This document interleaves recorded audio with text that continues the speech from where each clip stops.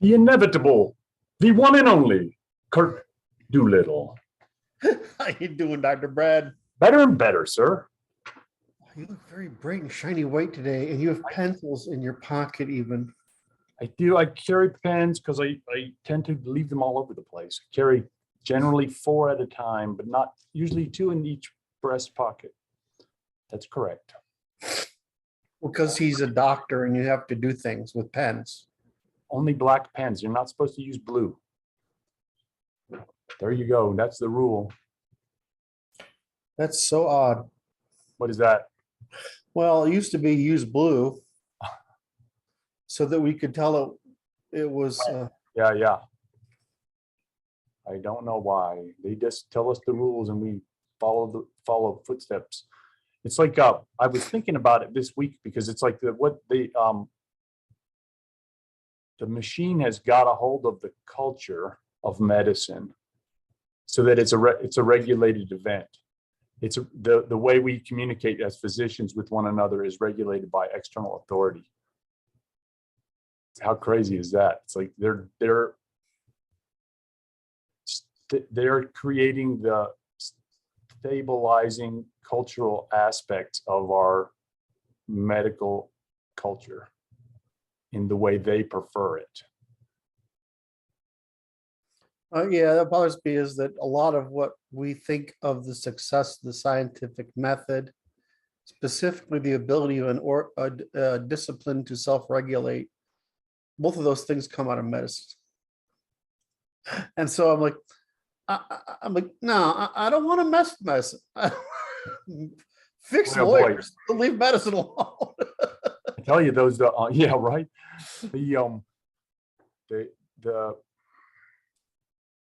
I ran into this young fellow, he's 23 years old, and he said he was apprehensive to meet me because he was like, he's running to doctors and he tells they're bots, mostly just bots. They're not independent thinkers. And it's like that disturbed him too much, right?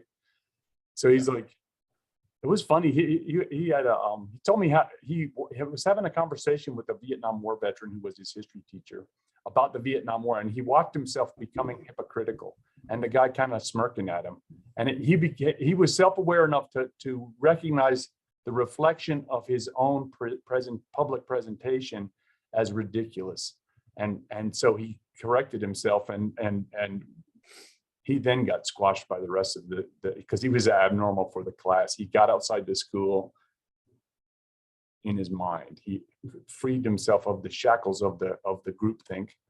Mm-hmm.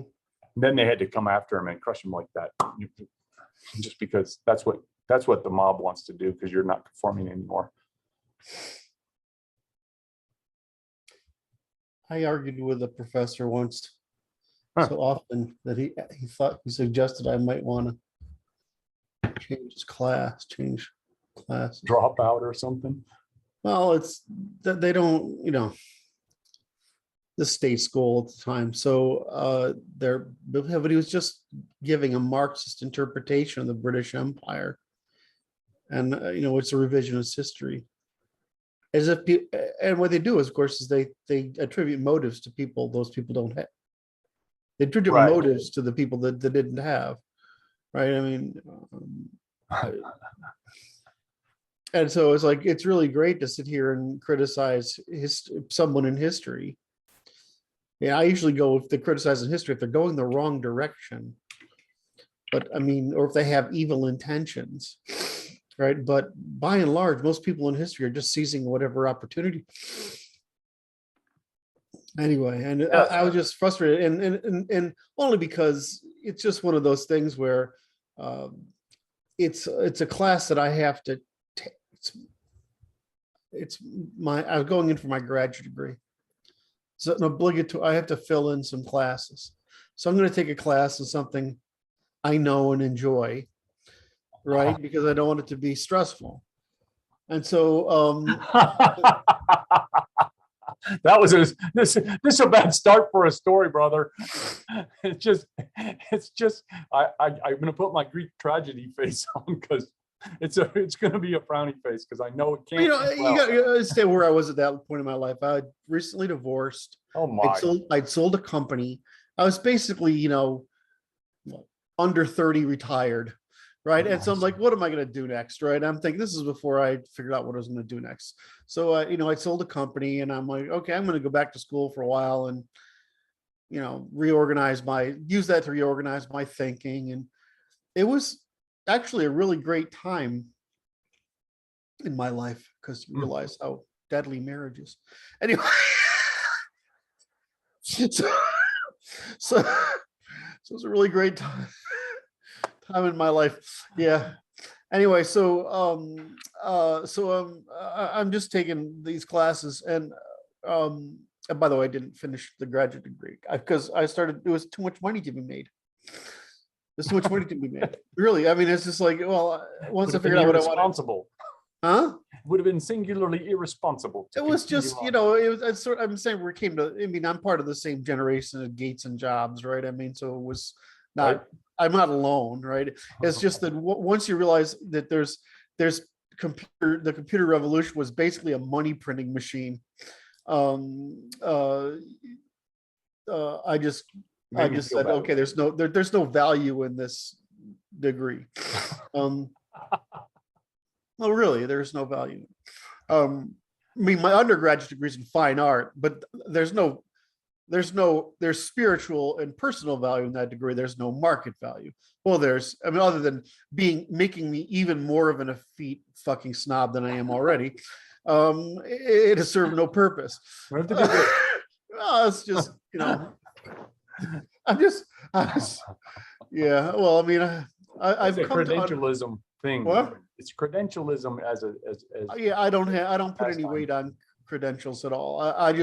But I really did enjoy studying art. I would have enjoyed studying art and philosophy more if I knew about what I knew about economics and law. Then I took economics and I took law and I'm like, this is immoral as fuck. Right. And so, but I didn't realize it was possible to do both of those things morally.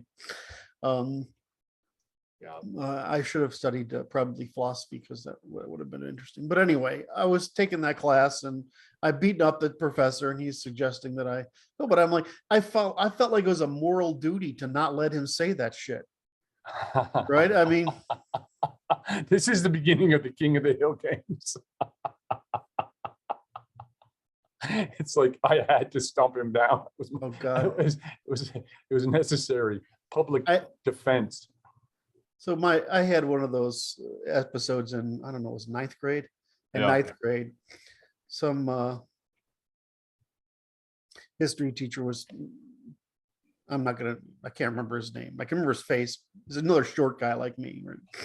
Very personal, very good at it. But he starts going off on how intelligence services work, and he's like basically telling conspiracy theories. And I'm like, no, it doesn't work like that at all. And so he's like, well, I know this and that and the other thing. And I'm like, So I go home, I go through all the stuff. I go to the library and, I make some interviews because my dad was in military intelligence. Right. And I go back and this is what actually happened. And just gives me that look of what's going on here, which was, I just didn't understand that. But he respected me from that day forward. It was amazing. Right. And I got the same reaction in college when I wrote my first piece on art philosophy. When the dean came up to me and said, "Is this yours?" I go, "Of course it's mine. What do you mean, is it mine?" she says, "Why do you never?" Says, "Because it's very hard to talk to people here about anything important." She just. Anyway, so she said, "Do more of this." I'm like, okay, more of this. That was good. But it's the whole thing of being too quiet, right? Like I'm a loudmouth now, but I mean, when I was a kid, I was just too quiet. What was the point I was trying to get to? It was something to do with something you said. Credentialism. Credentials. I don't think too much of credentials, right? I think credentials matter in your business. They do. Right. I think they matter in law. Believe it or not, I think they might actually matter in hair cutting. Right. Because what they are is saying, I won't hurt you. They're not saying I'm really good at this. Right. Right. So, you know, that's what I found. That's the point of credentials, is because you're insurable, That's right. right? Someone's ensuring that you're going to do no harm. They're not ensuring that you're a master of particular Your art, right? of your arts, or that you're even that your mastery of your art is extrapolatable to other contexts or fields, whatever. So you know, I'm not one of those people who says credentials don't matter. I just like, well, I understand. There are things that you can be credentialed in because you're insuring people against future harm. Then there are one of the things I like about the German method of the academy is the way they would present you with oral argument, which is why German professors tend to be quite interesting. But the British are still the best. I don't know how they do it. So I don't know. I didn't mean to go off on a ramble there. I apologize. It's the prednisone you told me to take. No. That it? Yeah. Okay. I'm just kidding. I know. So this is episode 2038, by the way. So hit like and subscribe and leave comments below. Tell us what you want us to talk about or think about, or what you think. We appreciate them. All interaction.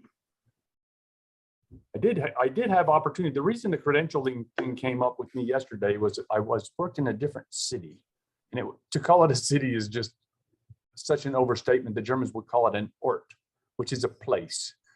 And it's like hide and seek in the desert. I'm looking for this little trailer facility that is the hospital's clinical substitute in that little place, mining town. But the staff, I had a very enjoyable interaction with the staff, and got done with my patients by 12:30. And they were remarking that I was so much more efficient than a physician assistants who are frequently down there.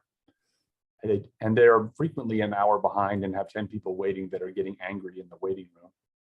And the credentialing thing came up because it's like this. It's like they're casting these guys who have insufficient training into a role for which they are not prepared, and they are slow because they are ill at ease because they know they're over their head. Yes. And it's like it's interesting because it requires physician participation, because somebody has to be acting supervisor and is responsible for their deeds, regardless of what they do. We had a physician assistant when we started working, and then she did this number to us. She quit, and she gave a 2-week notice that ended at the end of the day.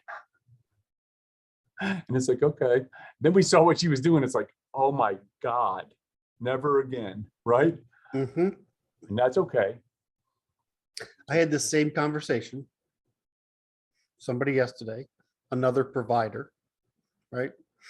And not in the healthcare business, so another service provider. And the guy said, this guy says,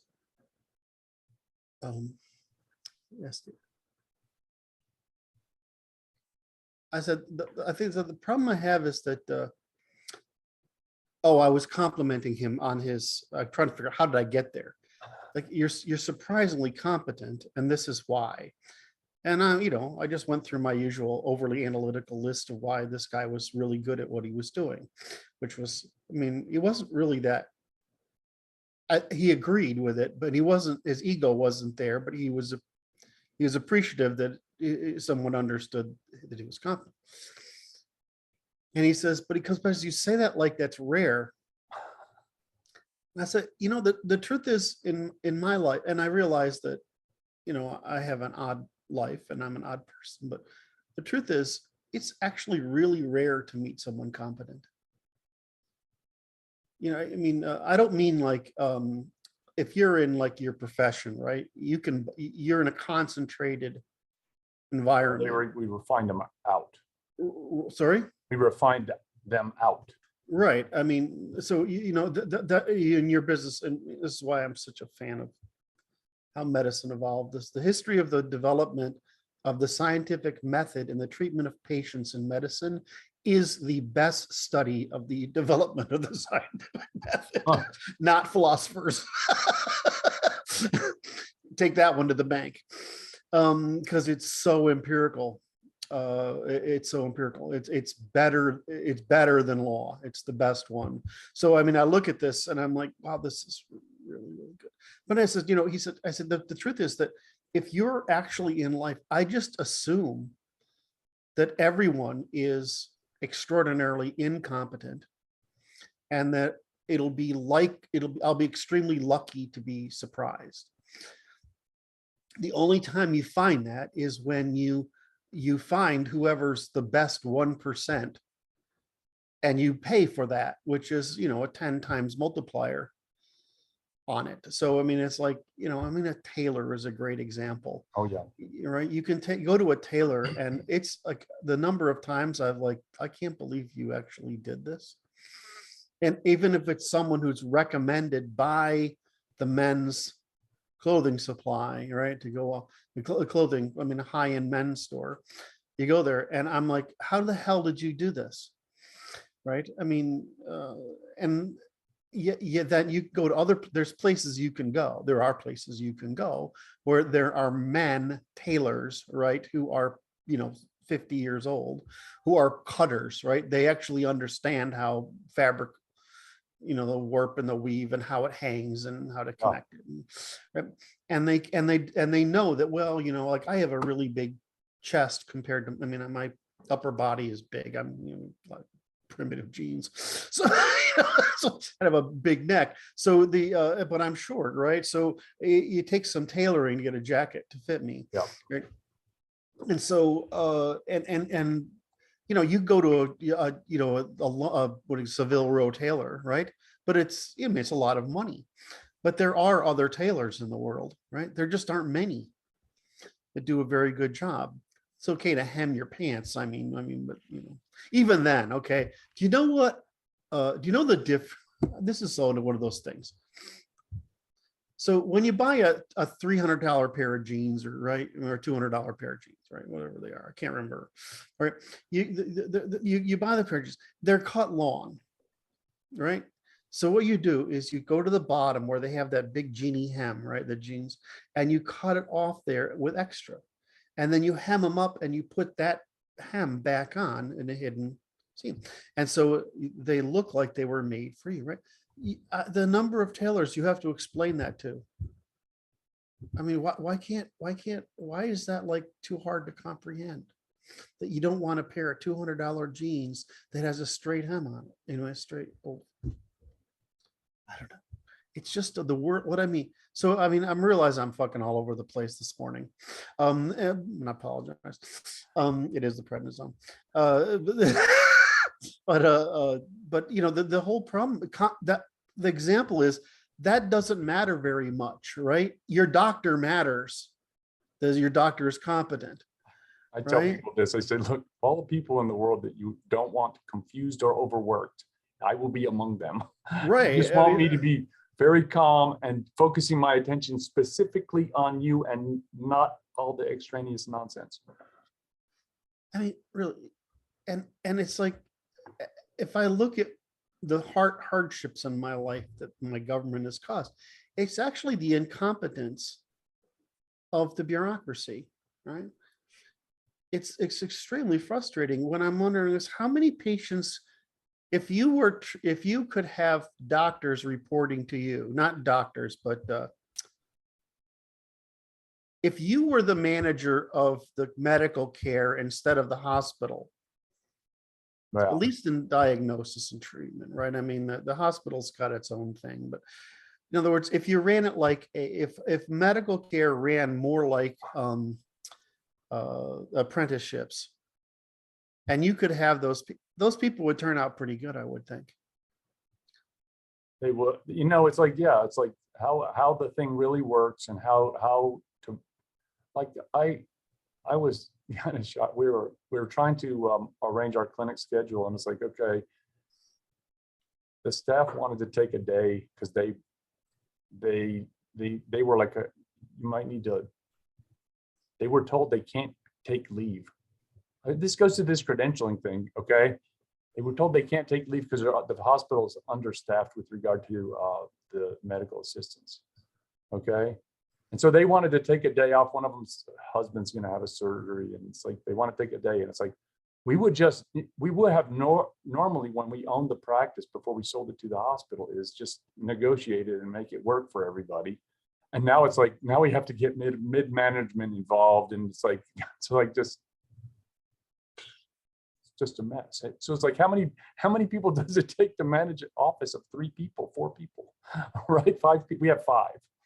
And it's like, it takes way more than you expect, and it's just silly. So I just feel like this, it's lumpy gravy. Okay, so we've identified, you've been big on credentialism, right? Which is one of the reasons I'm emphasizing it so much lately, because switching to that term and switching to that frame has been much easier to get ideas across. Oh. Right, it's very specific. So I've switched over to that. And especially when it's referred to elites versus credentialism, right? I mean, just because you're credentialed doesn't make you an elite, Right? You know, all right. There can be credentialed elites, but you're not elite because you're credentialed, right? All right, etc. So I've switched over to adopting that.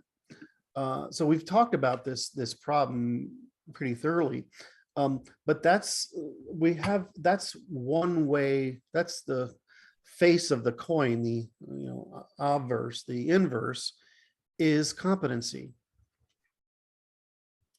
So it's one thing to misallocate people to jobs that are unproductive, which is what we do through a lot of state credentialism, right?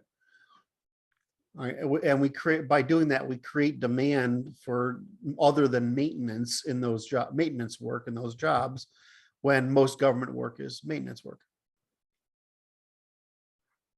So we create a behavioral demand inside institutions that's not terribly useful. Very bad. It's malevolent. It's Yes. negative utility. It's horrible, right? And so the second thing is that we deprive sectors that require talent of the talent necessary in that sector that the market would actually serve if we let it. Doctors being my current bugaboo, an oversupply of lawyers and an undersupply of doctors. I mean, what the hell is going on here, right? There's an undersupply of engineers, probably true. And then you have the worst is that now we have malincentives among the credentialed political, a lack of talent in key fields that require people that can demonstrate competency. We have overconfidence in these, excuse me, I forgot the third one. Yeah. And we have overconfidence in these fields, despite the fact that the first group is misallocated, the credentialed political. The second group is misallocated and overconfident. And the third group is the people who have credentials, but those credentials actually convey no meaning. And so, right, they convey no substantive competency, right? And then we have people at the bottom who simply work by trial and error in the workforce, and they turn out to be competent, yet they are prohibited from demonstrated competency because they lack the credentials that allow them to join the ranks of the less competent in what they do. It's fucking terrifying when you think about it, right? I mean, it really is terrifying. I'll tell you a story now, a little bit more about this credentialism, because I had the occasion to sit with a new patient who was a medical assistant. And she said she studied for 8 months to get the degree. She tells me that the training now can be done in 8 weeks. And you can take what job? Medical assistant.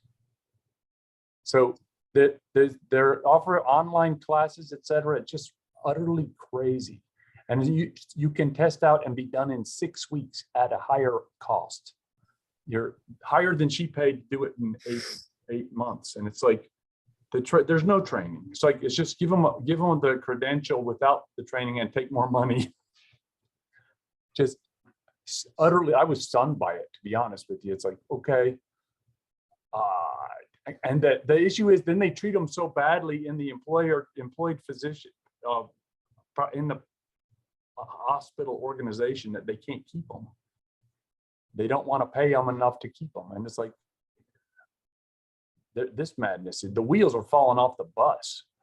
That's the way I see it. Well, the bus is crashing right now, right? So we'll see what happens. I guess it's We'll more see like what a happens train. as this continues to play out. I don't know. Train wreck. They take a while.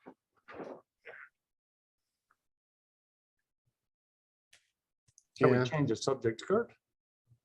Well, I was happy to at least cover that hierarchy of how the misallocation affects not only, in other words, serialize and disambiguate by serialization and operationalization, right? I mean, it affects the government, it affects the professions, it affects the lower ends of those professions, and it affects the working classes. All of this, and so it's like, well, someone was saying this the other day, and I'm like, well, just a misallocation of resources, like anything. You can have an inflation in the debt market. You can have inflation in the competency market. The difference is people are less fungible than cash or oil. And so what happens is you spend 5-10 years or 20 years in something where you're actually not developing competence or developing you're actually doing harm the whole time. Oil can't do harm, right, on its own, right? You have to do it, but people can. And the second thing is that you've missed your learning curve is what it is. Your potential to adapt is which is a learning curve, is what it is. And so you've blown your opportunity, right? And so the problem is to shift an economy around. In other words, we talk about it as shifting as the sustainable, in other words, or durable patterns of investment, entrepreneurship, investment, production, transport, and trade, right? This is an Arnold Kling term. So I include a little more in his definition because I want to include organization to avoid the Marxist fallacy. But anyway, so really the prednisone is the prednisone. So he says to me, so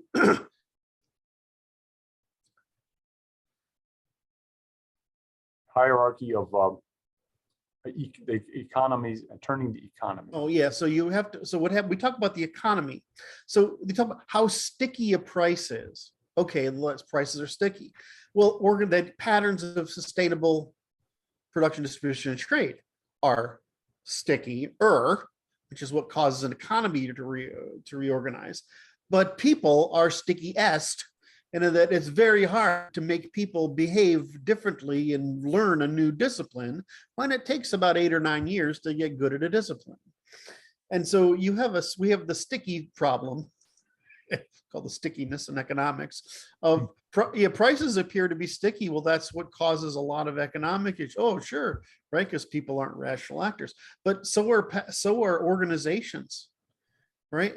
Then so are patterns of networks of distribution and trade, and so are the people within them, right? And so are political institutions, and so are cultures. And what's at the end of that is metaphysical presumptions within a culture. Very sticky. Things are sticky. I'm not going to go anywhere with that, but things are very sticky. And so the thing is that when you say, well, things need to reorganize, the beautiful thing about Western civilization is we maintain this wonderful thing called rule of law by the natural law, so that we have the prohibition on authority, so that which prevents things from getting sticky, because that's what authorities do, is they become sticky. So what you think about, yeah, correct. So so they're resistant to adaptation. Whereas what you want, of course, is the opposite, which is the maximum adaptation and the least stickiness while maintaining organization. Well, you can only do that in the via negativa. In other words, you can only create a dynamic order by saying what not to do. And then leaving people what they can to do, and then facilitating what they can do when necessary. Well, I mean, we're in this position now where you just, I mean, you bring this up all the time, but I mean, I love to riff off it, is that we have a bunch of people trying to create authority, which is sticky. Right. And they're doing right. And it's because of misallocation of talent. Right. I mean, That's the whole purpose of Leninism. It's just, yeah. Oh my God, that is so true. I never thought of it that way. But it's how it works, man. It's the essential function of Leninism. I just had this come up here because somebody liked one of the tweets I sent out. Or is this? I don't want to upset you, but stability equals extinction. The Red Queen never rests. The only stability is a continuous state of evolution.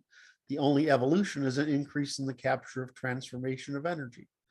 So, I mean, the problem is what we produce, what we consider as stable is that which is unchanging.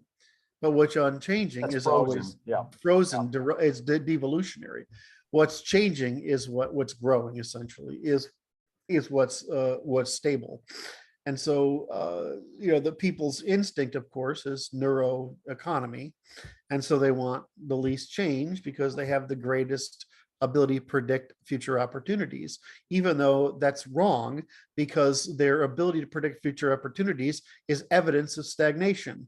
Whereas if they were actually in a position where new opportunities were being generated by change, they would not have to worry about predicting new, remote, distinct, subtle opportunities, which appear easy because they have a window to think about it, instead of the ones that just drop in your lap because you're undergoing change. I just think I don't know why, but that irony of being human within that experience, that's just really funny to me. I mean, it's just being human is neural economy is a thing, but it can be a lot of silly comes out of neural economy. Yes. I mean, fundamentally, all the cognitive biases are side effects of neural economy. That's right. It's just You want funny. to It's just funny. Go ahead. I was trying to figure out if I was I thought an illustrative story was coming. So no, it's just interesting because it's neural economy is the sticky part of the human, because it's too expensive to change. I'd rather double down. Yeah.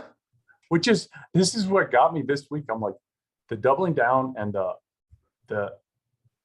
I'll point at the story of Glenn Beck and the socialist again, because it's like this. They have to try, even if it brings them the noose. Well, that's like saying, what is a great medical example? It itches, I have to scratch it. Right. That's the animal and you're talking, right? I mean, that's right. It's not the human. When you say, but we have to try, that's not a human It's just talking. a bot talking. That's just a bot or a monkey or the reptile in you saying, but I wanna. I'm trying to think of, I know there's a parable, something to do with children. The children keep wanting something to work out and it never does. And that's not coming to me right now, but the children want something to work out and it never does. And that's a socialist. Is that the desperate desire for something to work out always ends in you falling off. But because you're never the one that falls off, because you never really get there, you never have the chance to run this experiment to prove to you. And even if you did, you just blame it on others. Right. It's a beautiful, that alone is horrifying explanation of human beings in that magical thinking, or I use that term too broadly, is that wishful thinking. Mostly, I use magical thinking when I should use wishful thinking a lot. Wishful thinking is sufficient to overload all evidence and reason. Well, so I'm studying this because I'm having conversations with amazingly clear-headed people, and this may segue into our conversation on topics. The conversation I had with God-fearing people that understand reality and natural law and God and nature's God. Does that make sense to you? You've had a conversation with people It's who understand reality, they understand natural law, and they understand God, in that context. nature's God. Yes, okay. And it's very specific conversations with these people that are anchored in the understanding of reality as the basis of its function, as opposed to the people who are unmoored, that are living in simulation, an idealistic real world based upon their biases.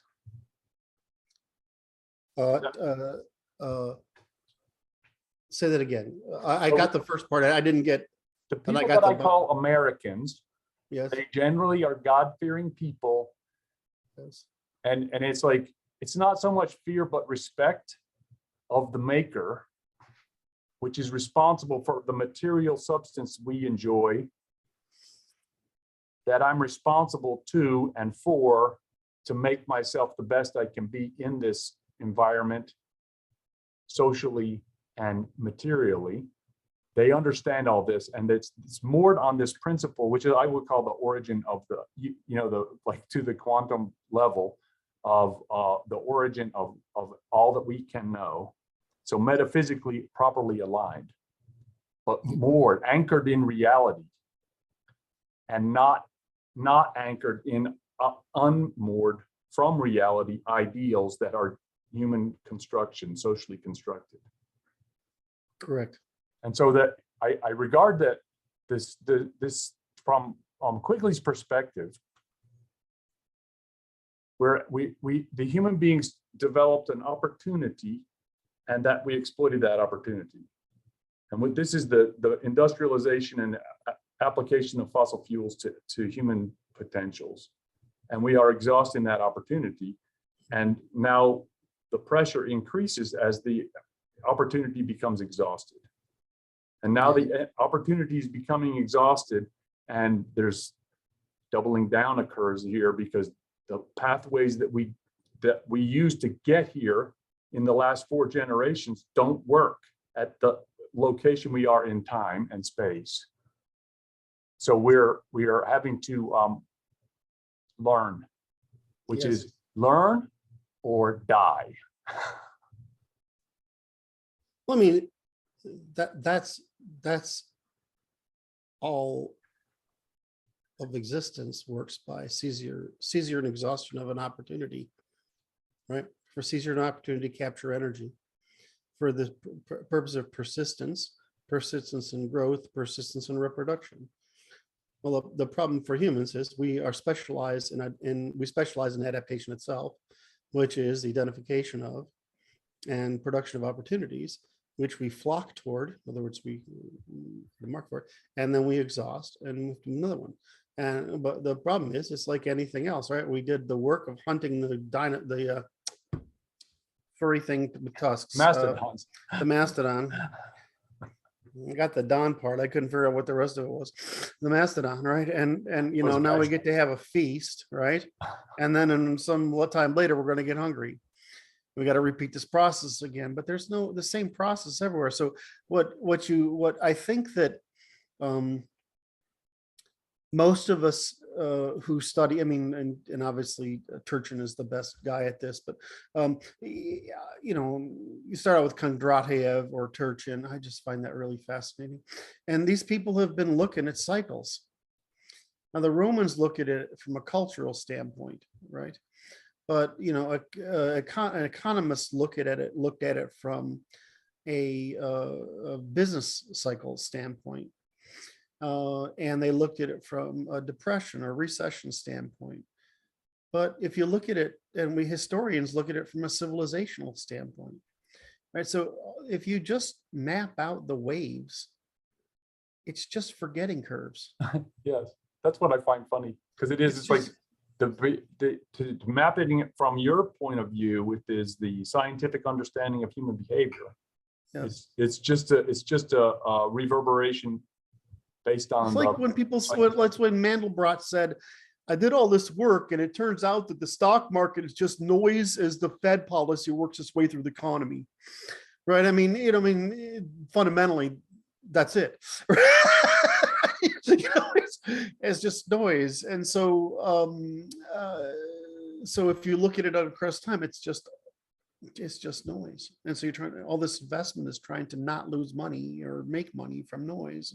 Well, it's the same thing with cycles. I mean, a lot of what goes on is noise. What's the signal? That's right.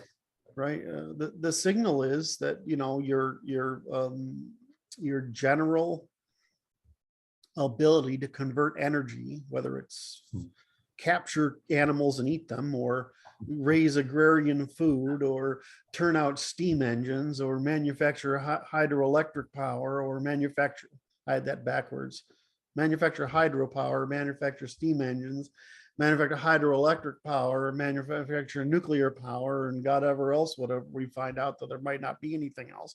Once you look at that range, that's what you tell is what's the conversion of energy, because there's no difference between energy conversion and standard of living. Well, of course there fucking isn't.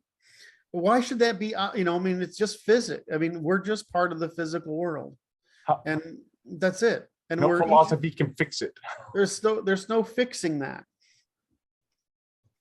It's like the people who say they want to save energy. No, we have to find new ways of producing energy, or we have to reduce the number of people in relation to the amount of energy we need to produce to maintain the standard of living. But the organism doesn't ever benefit by stagnation. It may take a while. Starvation, it's like I'm watching the current events, like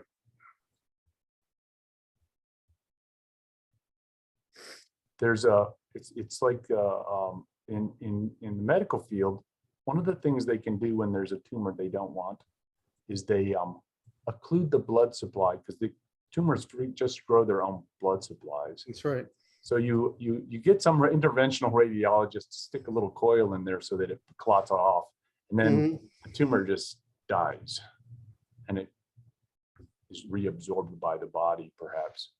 But it's like starvation of its energy supply. That's all it is. And it's like, so that's no way to be, cutting back won't work. That's not the right answer to the quiz. Let's figure out, to maintain the equilibrium, it has to be, the stable relations need to be maintained. Otherwise, this thing will become destabilized. Red Queen will be here in a minute. Yes. All right. So between the fact that I woke up at 10 minutes before we started, I've just finished my first cup of coffee, and that I took prednisone when I woke up earlier this morning. I'm a little fuzzy, but not fuzzy. I'm a little a little more auto-associative than is helpful for staying on track. That's okay. That's all right. I'm not going to hold you to a high standard. I'm not going to. Well, I'll get there. I'll get there. Usually what happens is we warm up and I get there. So,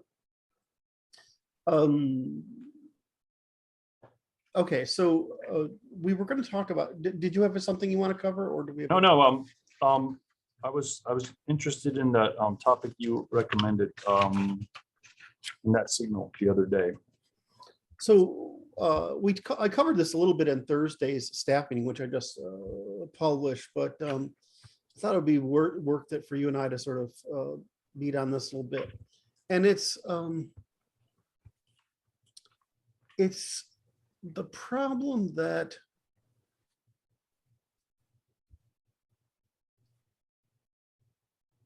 how do I position it? it's talking about it's about feels versus reals. Right. And and and of course we usually say left feels, right reals. But that turns out to be only partly true. It's the left feels first, and It's value order. It's right. Whereas the right feels and systematizes. So you get the left sort of forming, these groups of these little tribes of reality by chanting, but they're all chanting, this disorganized whatever, this internally inconsistent and externally right? They're just generating demand, right? Criticism and demand, right? They want this and they're complaining. Basically children. So then you go over to the right though, and you get this problem of the guys start systematizing, but underneath it, they need to feel. And so this is the problem I'm sort of want to deal with, is that you got the spiritual people, which is easy to understand why they need to feel, because they've been indoctrinated into using that sense of feeling, right? You get the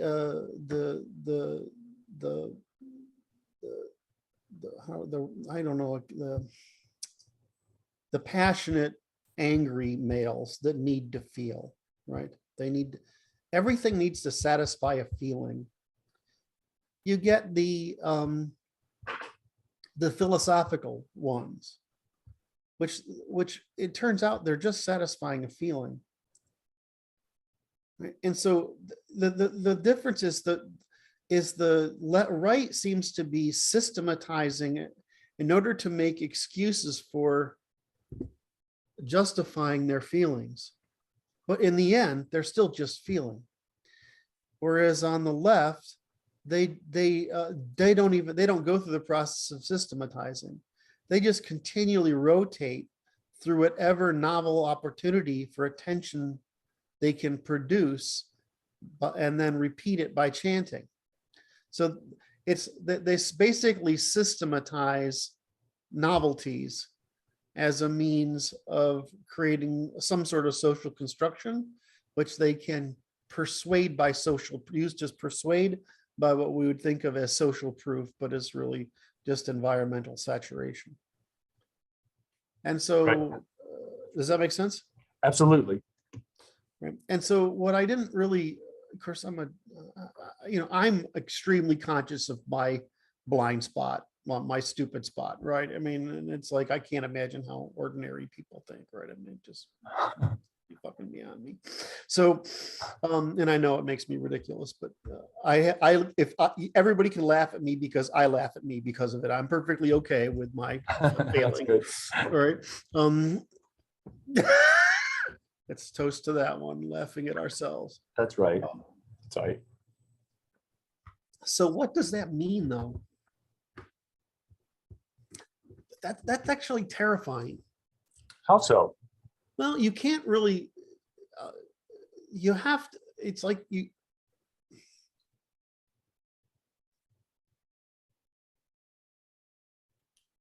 what I don't like about it, it's the old argument that unless you can make it unless you can take something that's really sophisticated and turn into an emotional appeal, you can't get people to pay attention to it. In other words, do you know what I mean? It's why it's so difficult to take something like the work we're doing, or the work the founders did. Now, how did the founders succeed? Well, they succeeded by the Federalist Papers, but which is fairly intellectual. But so did Thomas Paine, and that stuff's just pop culture stuff. And so, which one of them had more influence in getting the founded influence in production versus influence in popularization? Bingo. Right. And it's so frustrating because it's like, well, I was like, one of the great things about working with somebody like John Mark is he know how to make it simple, stupid. And he would just pick one topic and wrap it in big text fonts and Keep some it simple. graphics and keep it simple. And I just can't, I don't mean, No, you like to show too much detail. I see the grains of sand and it doesn't, I can organize the grains. It doesn't bother me. Right? But I can't actually, the minute I try to zoom out to that low resolution of just, Oh, this is Simple. kind of where we were going in a way, because it's about inflationary, deflationary language. correct. Because I was talking to people, and as I say, regular people, and the ones I call Americans uniformly, they employ the word God, and I'm like, okay, and it's a very inflationary sounding term. They And don't mean it that way though. It's That's just the problem is the word yeah. it refers to a network of metaphysical assumptions very few people can enumerate because they're so broad. But if you were to take those metaphysical assumptions and say, how should I behave? You would find out what's the same about all those Christians. Right. Right. And So it is, it's an axial, it's like axiomatic, we'll say axia mundi, right? Well, how do you orient to the way the world is put together? Right. And behave in that field. Right. But I mean, even correct. And even then, though, it's like I would say, for me, I would say, well, the Constitution and the rule of law matter. And then I would be able to talk about that as how it talks behavior. What's the difference between that and, well, it's God's will? No, that's I have never heard them say that. No, but no, I understand you, because I specifically bring up the Constitution and natural law in the context of the common law, in the heritage that generated the Constitution and the failures of the Constitution, which you have recognized, and the people will resonate positively with it. They're already there. Yes, they understand what's going on. Right. It's So just they have not verbalized it. Correct. I mean, correct. That people need words in order to understand what they feel or intuit, right? Intuit's the correct word. They intuit. And so, the problem is finding the correct words to say to those people, well, you're right, but the way we solve the problem is this. And that's that very hard bridge to cross. Because,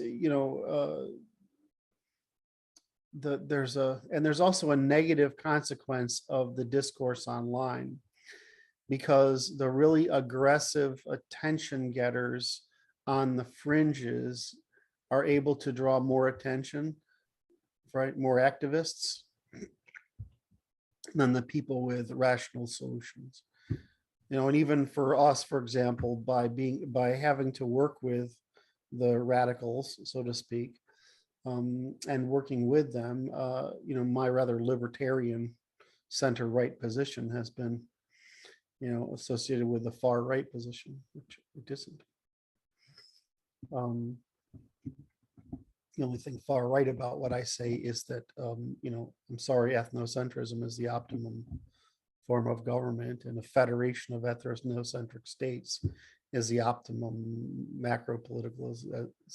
And this limits us to the unification by defense, which is the only via negativa we share in common. So I mean, it's just like, okay, well, that leads to nationalism, right? It leads to nationalism. It leads to nationalism, which means it leads to a market for polities, right? So go join the fucking polity that suits your interests, right? And so I mean, that's apparently right wing. Well, I mean, I don't know. I thought it was libertarian, right? It's just because it's a market answer to everything. Does that mean that some group of people want to exclude you? Absolutely. that's okay. I wouldn't expect to go to, a tribe of indigenous people somewhere, expect them to take me in as one of their own, right? I mean, I wouldn't expect to go to a Muslim community and be who I am, a devout Muslim community, and be taken in as one of their own. I mean, I've spent enough time in the UK that you're still an other American when you're there, right? If you're an American, right? Certainly I found out in Russia and Ukraine is that you're definitely another kind of beast, right? From them, and to some degree, the more remote you get from your own clan, the less likely it is you can ever fully become one of them at the same level of insurance that they provide to each other. That's right. So in any event, so the only thing right wing I say is that, but so how do you, Well, so- that's erroneous. I think I don't think that's right wing. It is regarded as such. right, It is it not. is. Oh, the other one is of course is anti-dysgenia rather than eugenics, right? Or I'm just an anti-dysgenic, right? And I'm not a eugenicist, right? I don't want to go around, you know, Like purging people from Margaret equality, Sanger. right? I mean, come on. So as far as I can tell, I'm pretty what we call classical liberal. I mean, I'm a Tory conservative, right? I mean, Right. So I don't really know why, but you get purged by association.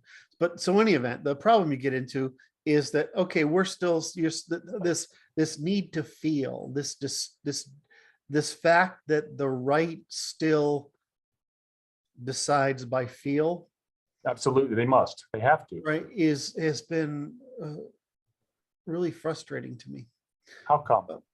because it explains to me why I've had such a hard time understanding them, right?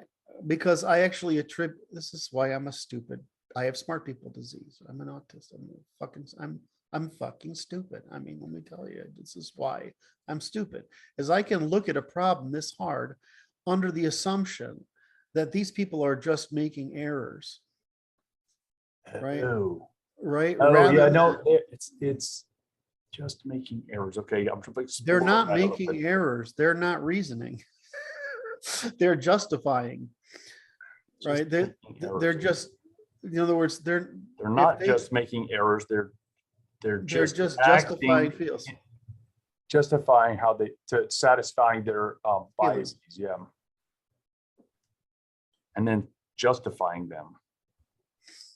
And so the reason that bothers me is it just makes me feel hopeless. But if I was a different kind of smart person, right? If I was the kind of smart person that understood public influencing the public, right? Because it's like, even in my business, when I tell people how to sell, in other words, marketing side of my business, if I'm advising you as a client, there's a reason you're my client and not some fashion brand. The reason you're my client is you have a complex value proposition, right? That needs to be truthfully and succinctly explained to your audience. That's what I do. What's the difference between that and what I'm doing here? Truthfully and succinctly explaining it to your audience. Right. Parsimoniously. Right. But the problem is that that when you're in fashion, that's not what you do. You create an association. I mean, anything that's emotional. Okay. You create an association between something people enjoy that's familiar and whatever it is that you're trying to sell. You just create associations. You don't create causal relations. You don't create dependencies. You just create mere associations. That's right. And so, of course, I'm going to specialize in marketing the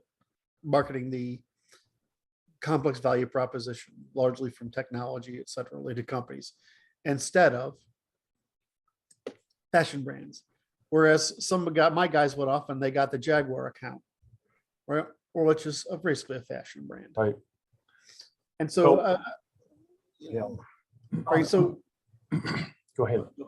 So, I mean, so this is the issue is that um, the right is convinced it's thinking, but it's only thinking about how to systemize their fields. And the left uh, is just claims they're thinking, but they're not. They're only they're only socially constructing their fields.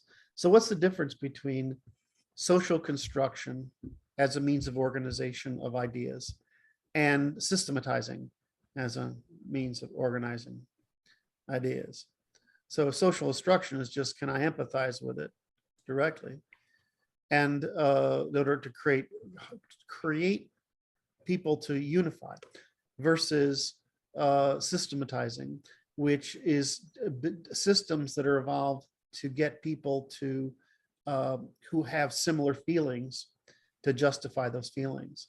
So this explains why the left tends to be more concentrated and the right tends to be more divided into, right? It's why right. Because but yeah. And Systematizing is necessarily more divisive than empathizing. that's right. Because you can go do your thing over there and that's cool. And I'll do my thing over here. Implement your own system. And those two systems are unified only through the via negativa of the mutual defense pact that we have generated. Yep. Wow, that was really, did you just do that on your, holy shit. Boy, you're getting good at this shit. I've been practicing. Excuse me. Now I'm cursing too.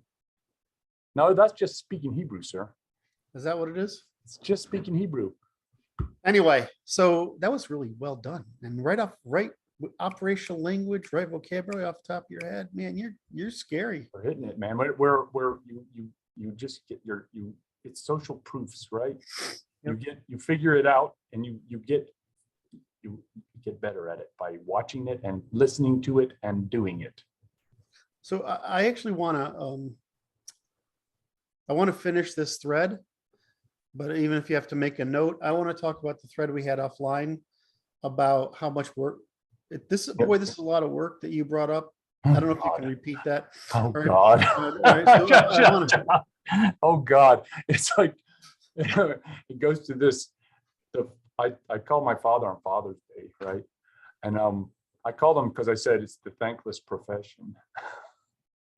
And I said thanks to him. But it's like this work that we're doing, this thread of work is along the same lines, taking responsibility, ultimate absolute responsibility for everything. Yep. And it's like, okay. So I mentioned it to Kurt, and it's like, it's just costly. And it's costly because it's physically irritating from doing the work, like physical work, emotionally taxing to your immediate environment, right? Especially if you're around people that don't understand what you're trying to do and are not interested in it. Yes. And then because their window, so we talk about a division of labor, but we have a division of responsibility. And so some of us have to be responsible, right? I mean, for the greater good, if only in self-defense. Right. I mean, what those people are really saying when they're not interested in is, I don't want to be responsible for that, which might be fine because it might be beyond their level of competency. It's not behind your and my level of competency. On the other hand, it's the work we have to put in is high cost. So why do people pursue high cost responsibilities without why? It's because they can't think of anything better to do. Well, that's actually how it comes out, I think. It's just the only interesting thing to do. In the end, it's the only interesting problems left to solve are the ones that require high investment in order to obtain. It's like it's climbing the highest mountain, right? And just because. So it was just funny to me when you, of course, Brad and I were doing an evening phone call, which we do fairly often.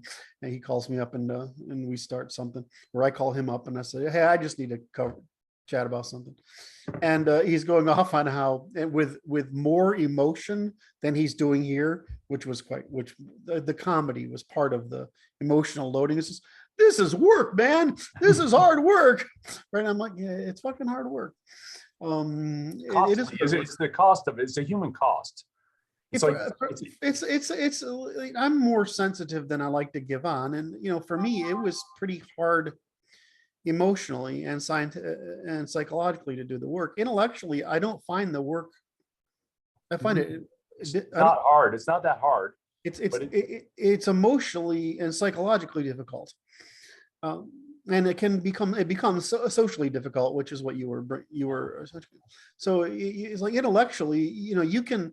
It's like learning any other thing, right? I mean, it's sort of a little difficult because it's, but with them, but it's unlike those things, and that it's way more psychologically, emotionally, socially, and somewhat physically stressful than anything else I've had to learn.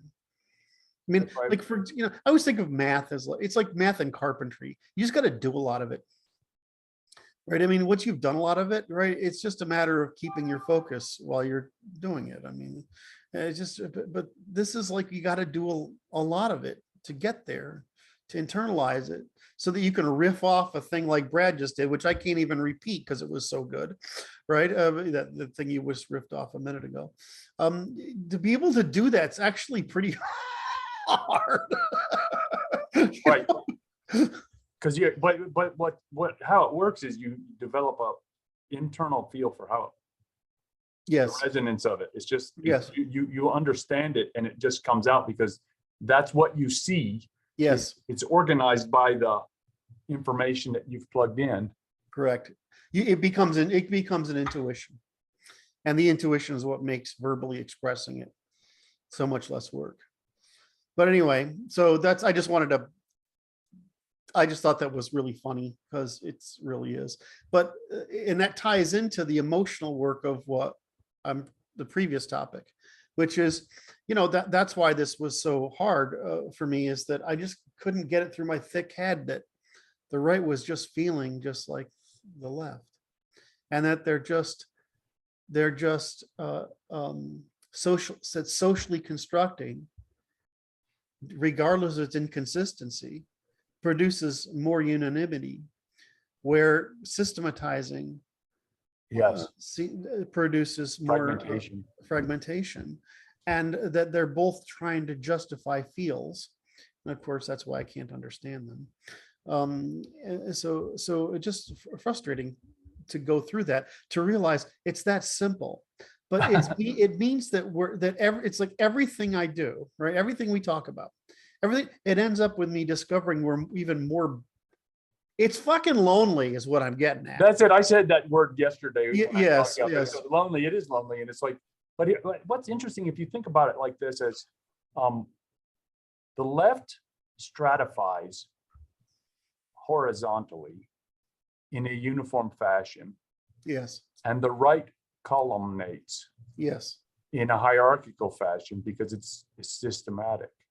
And right. So it's like silos, building silos, and they're separate. And it's like, it's not really lonely. It's just a matter of finding the group that you hang with and hanging with them and move yourself to them so that you can all resonate together. You know what I mean? Yeah. But if the thing about it is socially, here's what you're saying is you have to find your social silo, where a left simply has to find his his horizontal spectrum. And so there's just more people, right, that you can find more easily their method, because most of the time we're organized into classes, right? We're not organized into right. thought systems. In other words, the vertical columns transpose class. I mean, they cross classes. That's right. There's mirror classes. And so you're more likely to be able to associate with someone who agrees with you. That's right. in their world than in ours. And so it contributes to it. That's why they can socially construct to create things to take advantage of existing organizations, whereas we have to build organizations to compensate for the fact that we can't socially construct things, right? So, I mean, that's why men's organizations like the military are so important, and women just need knitting groups. Right. So it's like, it goes into some, it's like social proofs, right?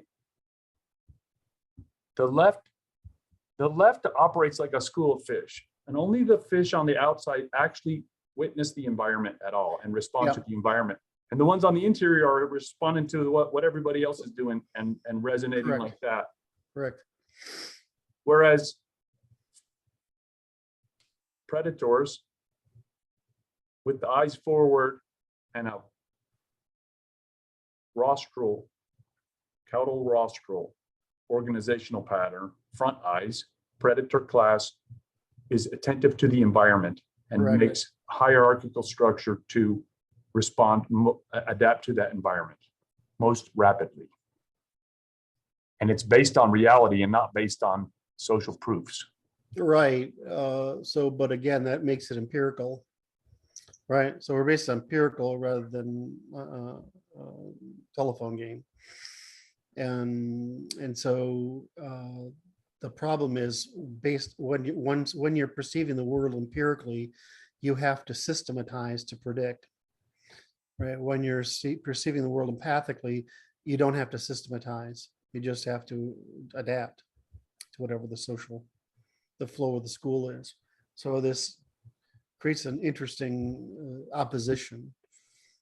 And so I don't know where to, did I explain this well enough yet? Did we get to the point where there's this fragmentation that we're Yes. seeing? So that's why the triangle is, if you take the triangle, Yeah. you have to tilt it on its side.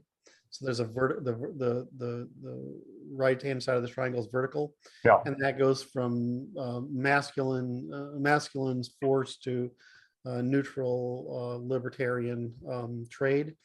And that's a spectrum of political orders. Yet the left converges on the feminine That's it. order, is because they converge, and that's why the Nolan chart always was wrong, is because it produced a square. Oh, yeah. And there was never anybody in the third quarter. It's because it's not a square, it's triangle. But any event, Okay, now I'm gonna do this is gonna make your hackles on your neck stand up, so be ready. okay, Right, we're gonna do this because this is, you're gonna like this so much, right? It's this symbol. That's the symbol for Venus and copper. Okay. okay, It's, if you look at Ishtar from Babylon, is a hot looking mommy goddess with ugly feet. She got bird claw feet on lions. Okay. And she's got in her hand a ring and a rod. Okay. Which is the promise of fertility or punishment. Okay. okay, That's the organizational structure for the authoritarian class of people who chant for a living. I see. I actually really like the copper mirror as the Venus symbol, Copper mirror. Okay. right? And I don't know if it's What's it- arrow, spear, or penis for the Yes. male symbol. I just think those are wonderful. Right. Mars. Right. The Egyptians used the Ankh, and it's the same symbol, religious organizational symbol. They use the Ankh for what symbol? It's a symbol of life. They said symbol of life. Right. I haven't studied it in great depth. The interesting function is that the symbol for Venus, what we use for female, is also the symbol for this planet Venus, is known as the morning star. It's associated with Lucifer. Any questions? It's just organization by whatever means necessary, right? Yeah, exactly. We'll have a new chant next time if this one displeases the powers that be.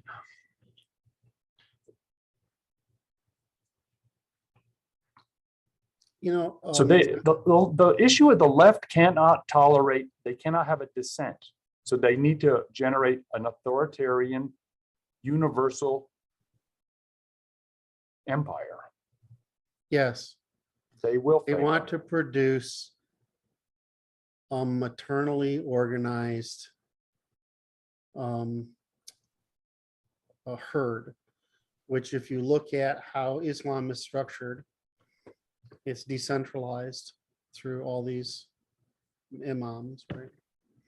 And it's a feminine regressive religion of low adaptation by maximization of ritual, which limits the need for reason.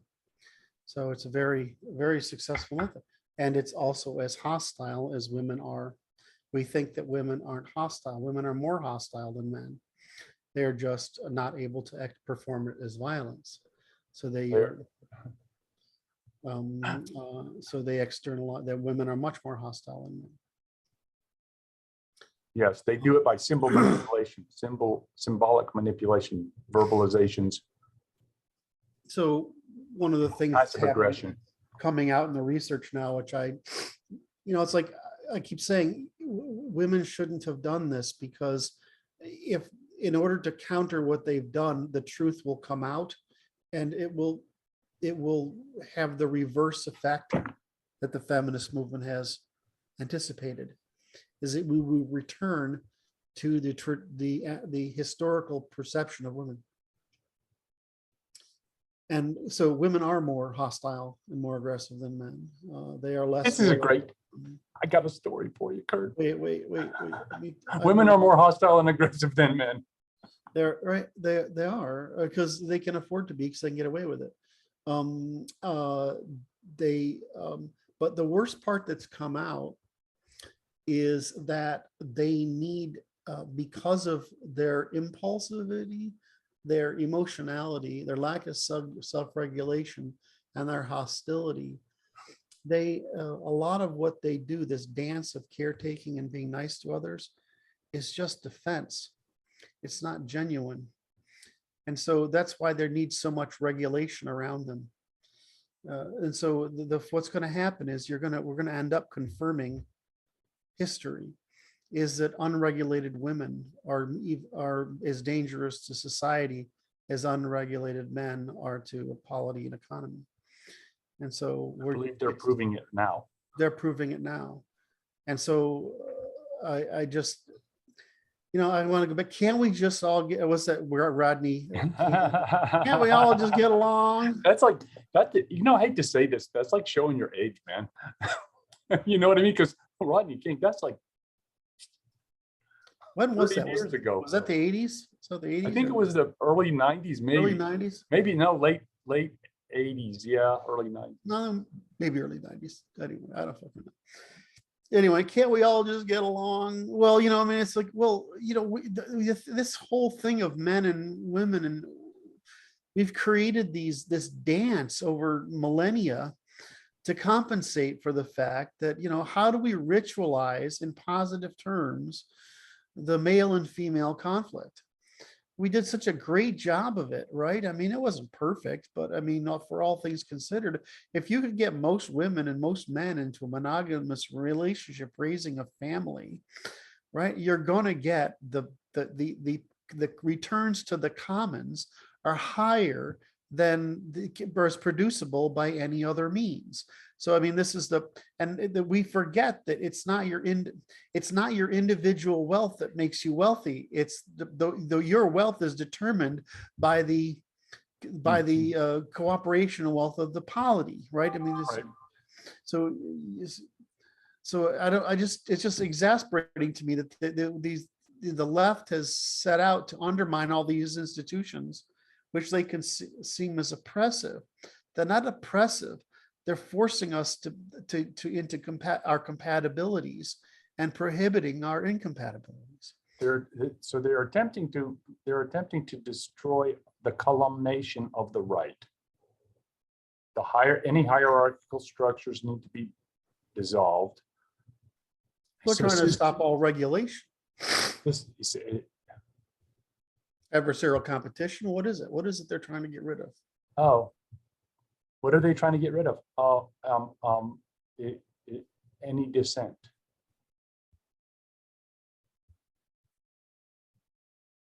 Okay, so their goal is to eliminate dissent. That would make sense. It's that simple. I always try I to. feel like, right? I don't feel like being around people that don't agree with me, and that are willing to say it, and that don't conform to my ideal of humanity, which is uniform and not based on reality whatsoever. But it's uniform, and it's fleeting and changing, and it's not internally consistent. It's internally inconsistent, tolerates internal inconsistency. It's just illogical. It's crazy woman think. And I don't want, and it's mom that doesn't want to hear anybody's noise. Yep. That specifically daddy. I wouldn't have, it's like, again, I would have not have made it that simple. But that's really it's really all it is, right? They don't want any conflict because they're afraid of conflict. Right. So kid screams loud enough, gets whatever it wants. Yep. This is depressing, Brad. Well, I don't understand why it's depressing. I'm very curious as to why you say that. Because it's not depressing to me in the least place. Because it's like this. It's yeah, I see why. Because it's a loss. I like man being on a pedestal. I like humanity. I like the Greek vision of man. It's our job to transcend into gods, right? And the problem is that that's a handful of us, right? So it's our job to So our job is to become the hero that transcends into the demigod, because one day we will be the gods. I like this view of mankind, this heroic vision of man. And whenever I am confronted with the sheer banality of the vast majority of the people, I begin to look at the world the way the old aristocracy did, and I really don't want to. I don't want to look at the vast mankind as just another domesticated animal that we must make sure we keep inside the pens, and they don't hurt each other and whatever, and they produce milk and meat and stuff. And I don't want to look at mankind like that. And so that's what, when I think that whenever I'm saying this and you're reacting, it's that it's disappointing to me. Sorry. I'm fine. That's not the same as depression. It's disappointment. I understand that. And it is as the ancient Greeks regarded the helots, right? Yes, but that the problem is it's true in practice, but it doesn't need to be if we train the animals, right? I mean, untrained animals are a problem, right? But if they're trained, they're not a problem. So to me, here's the issue. The issue at the current moment is that they are trained. They're trained by those. Are they being trained to untrain? They're being unleashed upon us, sir. Yeah, they're being untrained. Well, trained. They're being used. What kind of comes to this? It's like, how does a society make use of its idiots? Yes. And it's like this. Well, making use of idiots is unethical in our construction, right? And it's like, so never let a good idiot go to waste, say some. Okay, I gotta switch topics because it's gonna really kill me here. What? I gotta switch topics because this line of thinking is irritating. Irritating. Sorry, we changed topics then. No, I'm just being a little bit silly. So I had a couple of things come up this week. And one is that I'm trying to, as you know, I use the common natural law, but I've started using concurrent common natural law because that forms a wonderful little triangle that, or a scale, I guess, and that helps me explain the common law and democracy differently from how it's done without the word concurrent. So sorry. How so? How so? How so? So the common law isn't like what you and I have in common in our little village. It's what the villages have in common, right? It's how we decide between things that are different, right? So the same, and so when we say common, we don't mean that we all agree on anything. It's what is it that we share in common as a means of resolving disputes. In other words, what's going to cause the least retaliation cycles. Okay.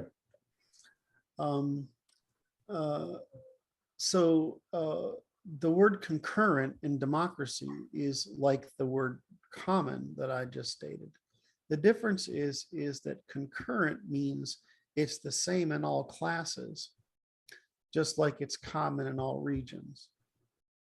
So when people think we're not in a majority democracy, we're in a concurrent democracy. We're in a concurrent democracy for the same reason that we have the common law. Right? And we have the common law that just turns out to be the natural law, because the natural law is simply empirical. Once you eliminate authority, judge isn't an authority. That's a via positiva. He's just a judge, a decider, because decisions need to be made. So a concurrent, we look for concurrency the way we look for commonality, right? And the concurrency and commonality produce natural law. So what I'm watching your face here. Hopefully, I want to get you to reiterate what your use of the word concurrent again, so that I understand. It means, for example, in the United States, we have the pseudo king, right? We have, which is the president. We have the Senate for the states, and we have the House for the localities, right? And so the purpose of this test, right, is, and theoretically would have the church, right? So the church would have had an informal voice rather than a formal voice. Just like women had an informal voice, not a formal voice. You see how I snuck that in there? Anyway, so we have the informal feminine voice of the church. We have the formal voice of the localities, which was meant to be the businesses. And we have the Senate, which is the voice of the regions or states, or which really countries. And then you have the monarchy, or the king, or the president, as the judge of last resort. And then you have the judiciary for the resolution of differences between them. Just likewise, we vote for people. We vote for people locally for the House, as a state for our Senate, for the aggregation of the group. So locally, regionally for the state, and then we have globally for the president.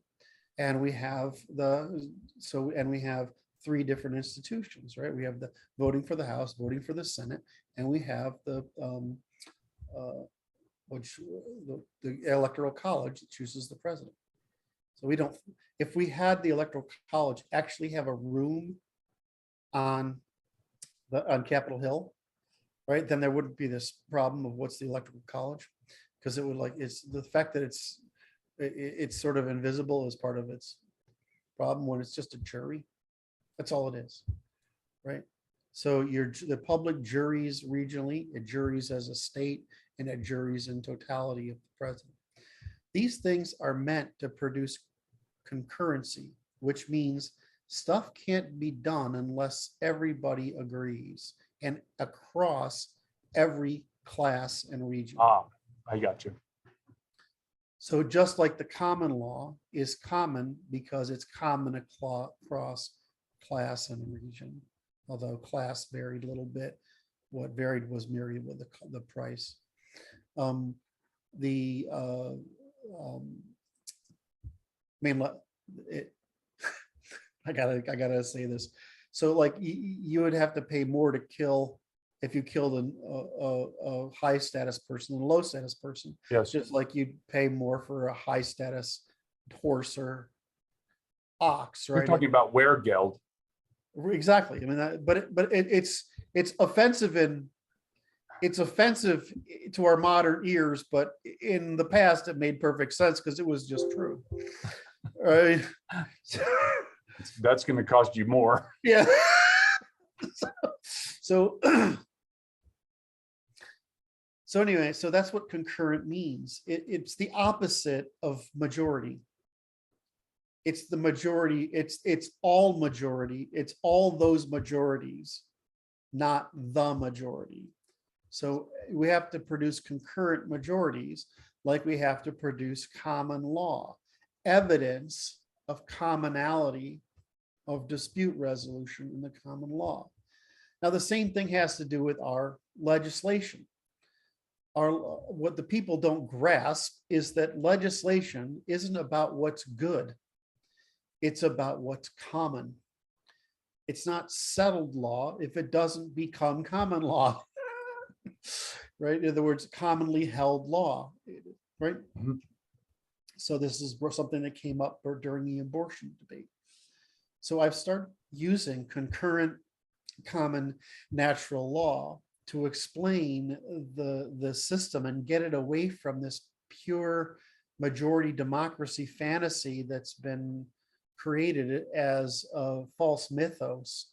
Yes, it's been chanted into existence. Right. Reality by chanting.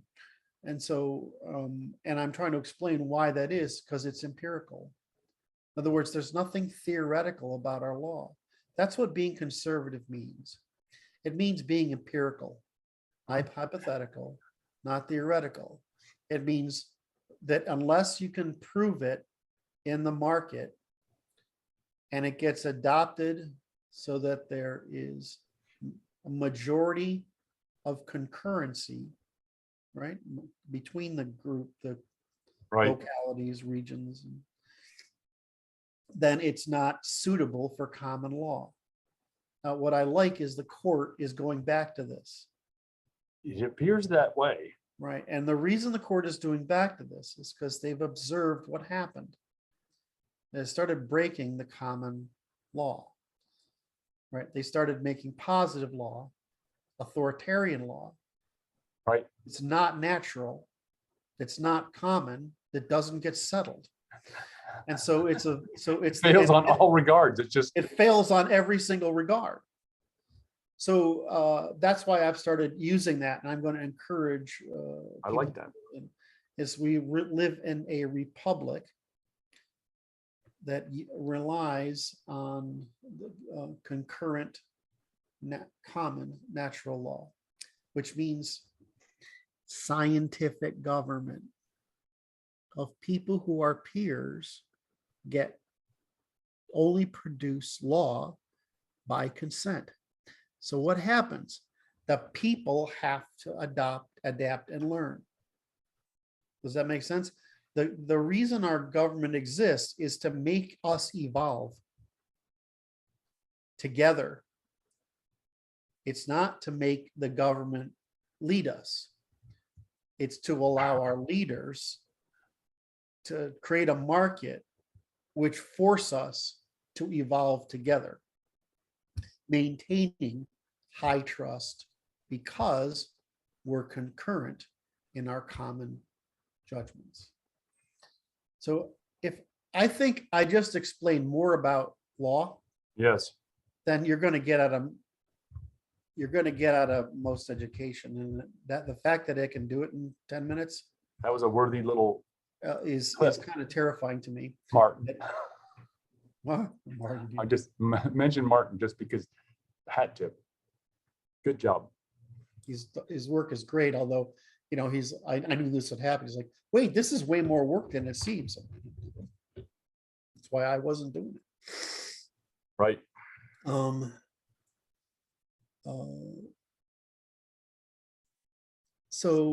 other, so does was that useful? Very, very useful.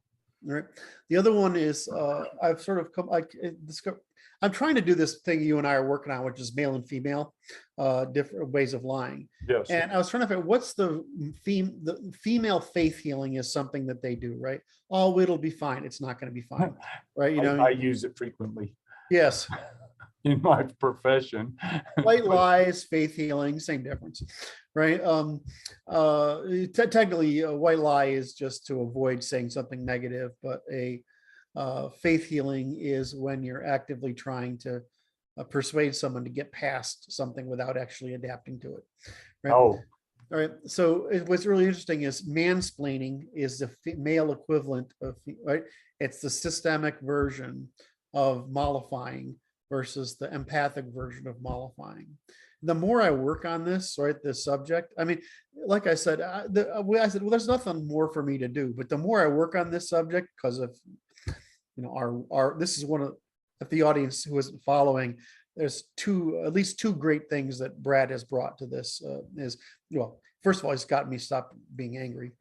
Second of all, he got me to simplify the whole thing into a story. But his last bit is that he was talking about the male and female, and it was really frustrating him for some way. But once you put them together as a contrast, as a male, how men and women, it removes all the negatives, right? It removes all the negative stuff about it. So it turned out to be a great ad that Brad brought to this. But the more I work on this actually pairing off, the more exasperating it is.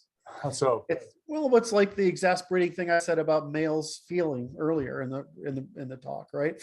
Is that, yeah, sure, males are feeling about this, great.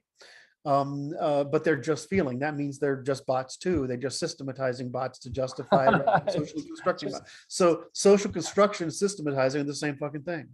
They're just social construction by empathizing versus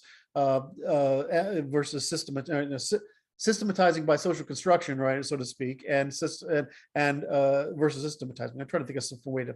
I can't do it off the top of my head quickly, but their organizing principle is social construction, and our organizing principle is systematizing. There's a reason versus emotion, but it's that systematizing versus empathizing. Well, I mean, once you realize that everybody's just justifying their feels, and like a tiny fraction of us are like fully rational human, it's exasperating, right? Well, this is the whole thing of like that's why it's lonely.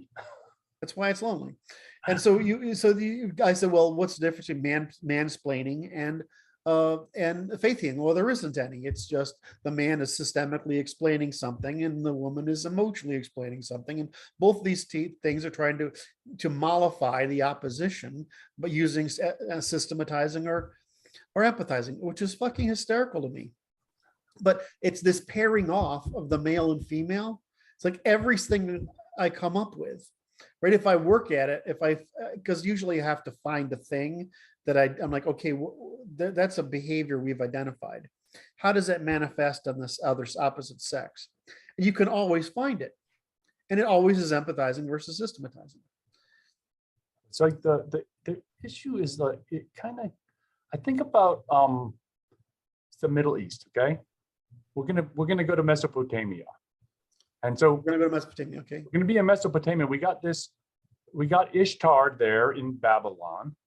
And then we got these crazy men in the mountains with their bronze implements and the alpha guys that are gonna come in and kill the old king and put in a new king. Okay? Yeah. But it's masculine out of the mountain with the bronze. And then yes, the civilization is a feminine deity-oriented function that is chanting its way into existence and maintains its structure even when the new king comes and kills the old king. Yes. And so it's the marriage of the masculine and the feminine in that pattern. Mm-hmm. And it's like, it's at all social scales. in Europe, we didn't have that. We had the masculine and columnar function, different way to organize the society. Because we bring our people where we go and we domesticate those with whom we contact. As opposed to, we don't have this priestly chant class that is like, it is like the denizens of Washington, that the bureaucrats, right? They stay, and it doesn't matter who comes in, because the thunder will come and go. But what looks to me like in the United States right now, the power is devolving to the local, and it's the direction of the trend is correct. You saw that beautiful piece by Public Choice in Education in Arizona yesterday. Hopefully hopefully you'll say something about that. And Texas is, going to start at least they'll try to ship stuff back to people back to the border. Honestly, it's like the stories related to that open border problem is appalling, singularly appalling. And it's going to be, we're don't want to be too free with my words. It's a line in the sand. Yes. That's all. So along with this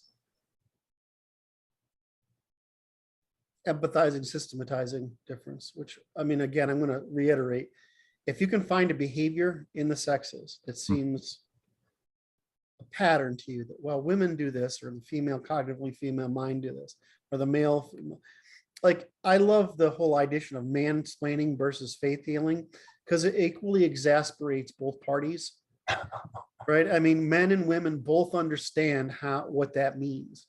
Women say nonsense shit, right, to make you feel better, that's completely false, right? And they're just trying to and men try to explain stuff to people that completely ignores the emotions, right? I mean, and it's just it's so obvious, right, that we know that, but that's just a great example of explaining, systematizing versus faith healing, which is and empathizing, trying to solve the emotion. Men are trying to solve it by reason. Women are trying to solve it by sedation.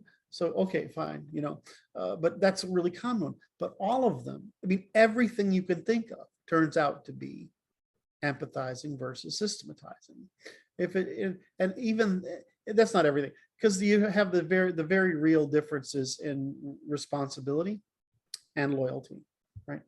And right, so that's right. That's why it goes to the Venusian cult of the Middle East, because they're going to be there when the new thunder god guys come down from the mountains to kill off the old ones. We'll have a new daddy then, and it'll be great, and we'll just chant a little different, and we'll pretend the new daddy's going to stay there. Oh my God, that's so horribly true. What? And it's like this: we'll invent a new reason why we should be, until he gets too soft and a new one comes, because it's going to get rough. So I ran into a woman this week. She said, women have been silenced. I thought I'd do my job on this one.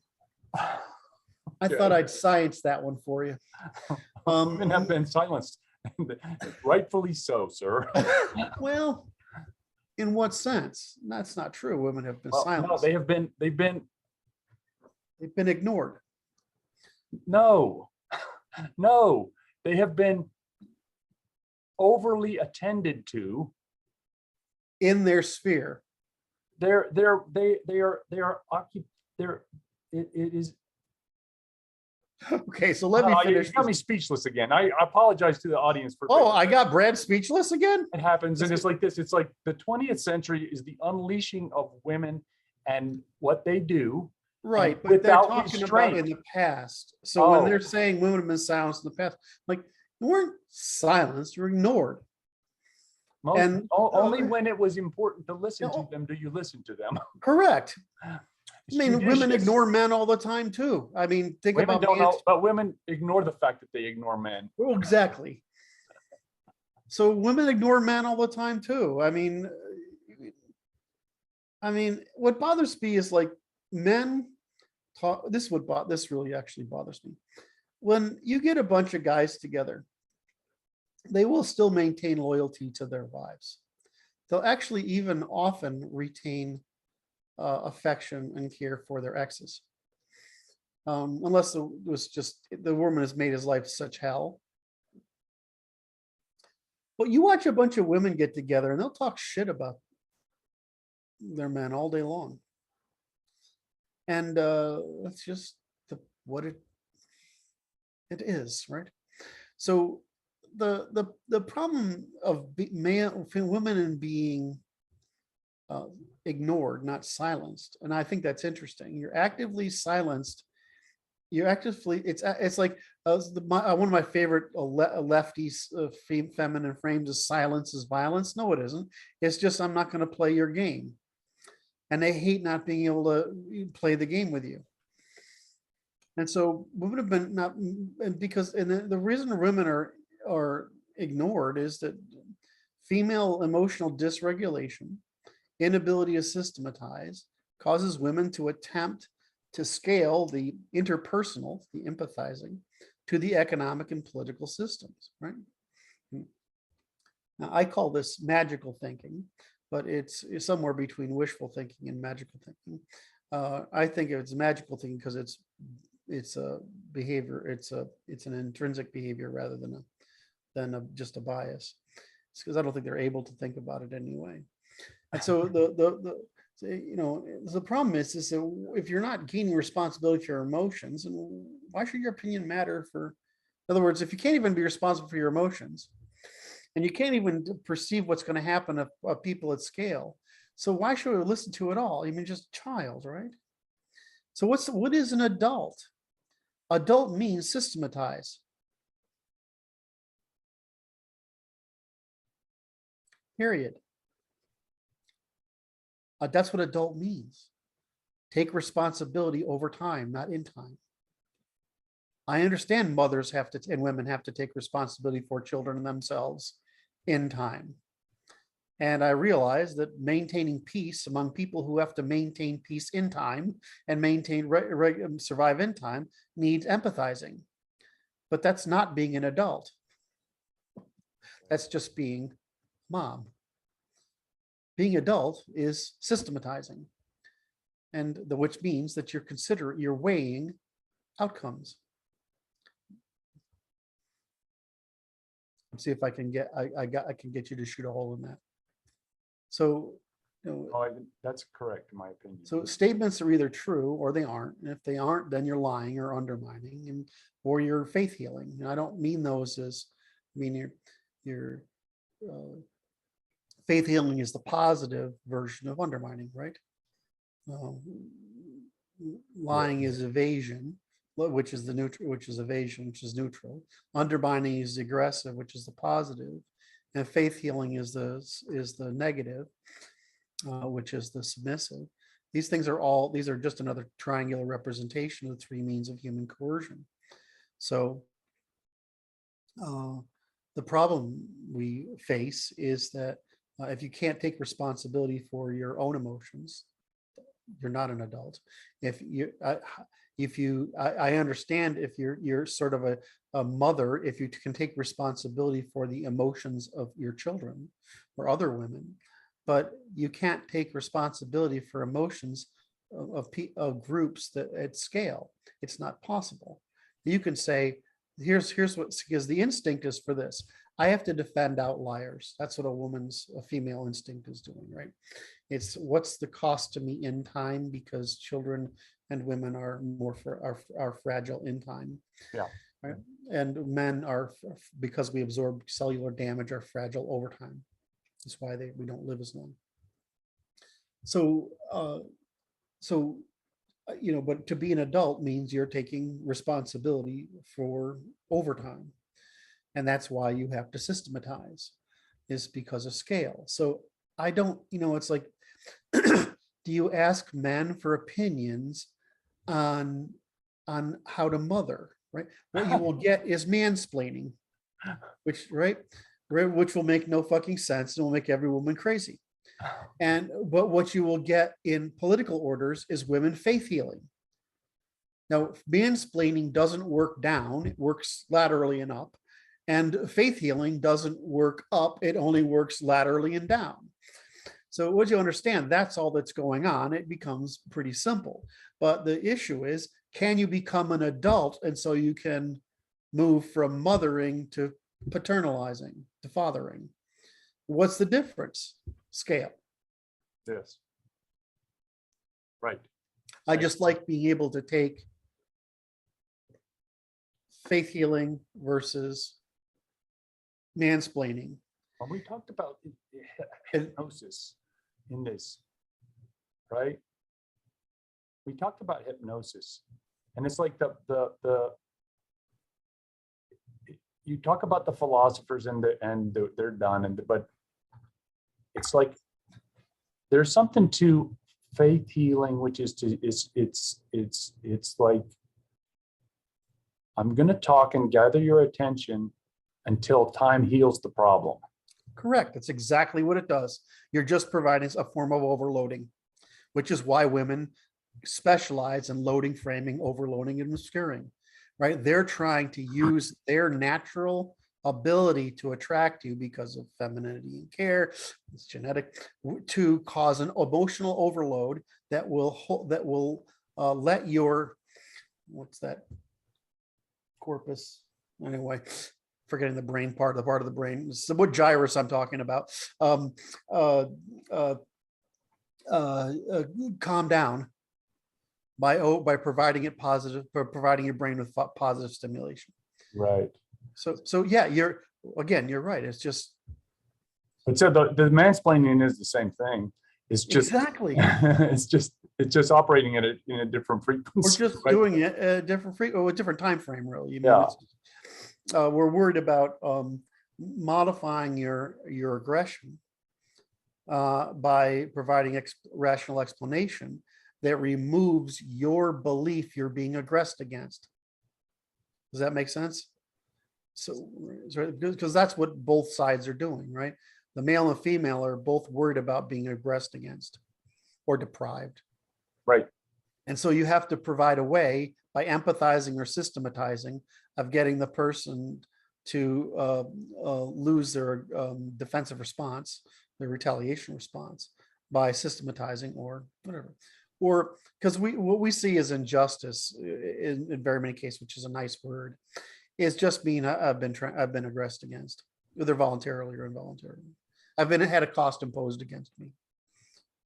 And if you could say, well, that person didn't mean to do that or whatever, or it's just a natural accident, or these things happen. Calm down. Right, calm down. That's fine. But what you're really trying to do is just think of it as you're pouring water on a fire. That's all you're doing, is you're supplying new positive stimuli in order to dilute the existing negative stimuli. And since we all tend to accelerate, in other words, double down, the faster you get the motion under control, the less excitable that emotion will become. The last thing you want to do is take some person who believes there's an injustice and let them fuss about it, because they just double down on it until it becomes an obsession. Which is what the left is apparently interested in doing, generating obsessives. That's what they are doing. They're generating obsessives under the pretense that they're being oppressed when they're being domesticated, so that they can cooperate in large numbers at large scale without imposing costs upon one another.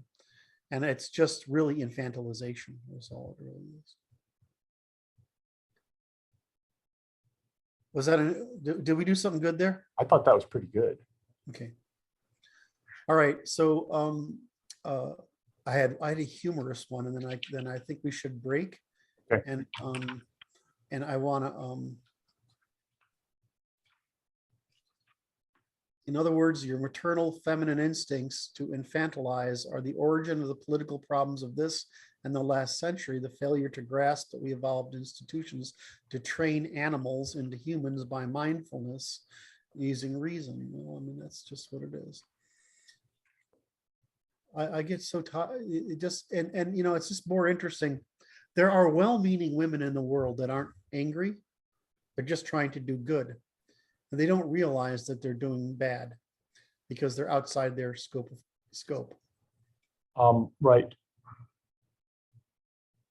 Can't find it. Anyway, there's the only other thing. Yeah. Anyway, I can't find that. I don't want to go there. It's just the big change I felt over the past week is that I've finally gotten to where we're talking about almost exclusively about explanations and solutions. And the whole time of the whole era of trying to understand and having to interrogate people with, you know, King of the Hill games, whatever. It's like, okay, well, I can't find anything I can't explain now. Does that make sense? You've exhausted the opportunity to learn from that. Right. pathway. And so, but I'm so much fucking happier. Right. I mean, because they just was so it was work. It was not That's right. fun work. I didn't like it. I don't like the people. I don't like what they talk about, how they talk about it. And I especially don't like trying to understand them because it means I got to get in the head of people like that. And I just don't like being in their head. I mean, it's horrible. So I just noticed I'm way happier that because we hit some dynamic change here in the past couple of weeks. And I think it was you providing this, let's just compare male and female. Yeah. Right. And then everything becomes empathizing versus systematizing. And then all of a sudden, all the negativity. Yeah, there's no negative here. There's no negative because everything's it's a polarization is right. It's a demonstrated, polarization, but it's not negative. it's not negative anymore. And I think that's at least for my psychology and doing this work, it's been a hell of a relief. I mean, seriously, You're holding a charge, man. It's too much work. You're trying to hold a charge that doesn't need to be held. Well, I mean, but I mean, that's the thing is like, you really have to get in someone's head. Right. And you do, at least me, what I do that is by, I mean, technically it's called prosecution, right? I mean, King of the Hill game, just prosecution. It's court. I'm just prosecute an idea. And it's just falsification area, right? I mean, I just try to find everything that could possibly be false, right? Until I've figured out what's causing you to think that way, right? I mean, and you know, the right is got a lot of ass clowns in it. And that spectrum is not like the left. The left is pretty simple because it all goes down to the one point, but you have this huge spectrum on the right, and then everything that, you know, moves inward from that. And I'm like, okay, just trying to understand, get inside all those heads was just like very exhausting. But in the event, Well, you're on the other side now. well, yeah, I mean, I'm on the other side now, and I see it in all sorts of things. Is that it's just okay? Well, we got the triangle, we got empathizing and systematizing, and sorry, I mean, empathizing, systematizing, and trading, and you know, All you get. that's all there is. It's just sorry. You know, Right. And that's all there really is, all there is. And once you get there, it's just so much easier to look at the world. All right, what I'd like to do, if you would be willing, is Yes. I'd like to go have a bite of lunch. And if you want to Absolutely. cover some lying afterwards, I might be willing to do that. That'd be great. All right. Look forward to chatting with you later. Like and subscribe. I hope this is probably good podcast listening material. Anyway. All right. Thank you for your time. Bye-bye. Bye-bye.